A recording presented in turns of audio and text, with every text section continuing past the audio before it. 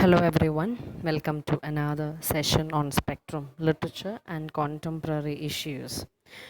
We were discussing a poem from the second module, and that is globalization and IPR, and we are going to continue with another poem from the same section, that is What Work Is by Philip Levine. Okay, so kind of an introduction about Philip Levine and the poem What Work Is. This is basically a poem from the collection of poems which got published by the same name What Work Is. Okay, so that is the first point that you have to remember. It is a collection of poems by the name What Work Is. Okay, and it's a collection of poetry by Philip Levine, and just one poem from that particular collection.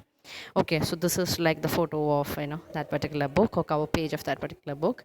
It has got a collection of many themes. Okay, this particular book, okay, that are representative of Levine's writing, you can say, including physical labor, class identity, family relationships, and personal loss. These are the major themes that are continuously, constantly discussed by Philip Levine, and a reflection of all these issues are there in this particular collection called What Work Is. Okay, and this particular work, you can say, means What Work Is. This book primarily focuses on the on work and the working class. Okay, so that is another thing that you can remember, and this is like Philip Levine. Okay, and about Philip Levine, you can say that Philip Levine is an American poet, you have to remember, of course, and he was brought up in industrial Detroit is like it's an industrial place in USA, Michigan, and it's generally called as the motor city means all the vehicles, or you can say automobiles. They are basically, industries related to that are basically from this particular city. Okay, so that is a place where he was brought up. So he's familiar with all these things, the these people who are going to the automobile industries and working up there, the scenes there, all these things are very clear to Philip Levine. Okay, and there are so many other details which are given in your textbook. We don't have to study, when he got married and which exactly are the, like, the fellowships that he got. No, none of these things are important. Another important, they have even given you a list of works of Philip Levine, and that is also not important. The only next thing that you have to remember is like he received the National Book Award twice, okay, in 1890 and 1991, and you don't have to remember the year again, but 1991 is important for the reason, in the year 1991 he won, or he has received National Book Award for the book What Work Is, and that is the poem that we have to that is the poem that we have to study is from that particular collection of poems. Okay, so he, for this particular book, by name What Work Is, he has received National Book Award twice, and he was also won Pulitzer Prize in 1995. That also you have to remember, for the work The Simple Truth. That's the name of the work. Okay, so that is all about Philip Levine that you have to remember. Then now it's like, and this is just a photo that I have taken of the poem What Work Is.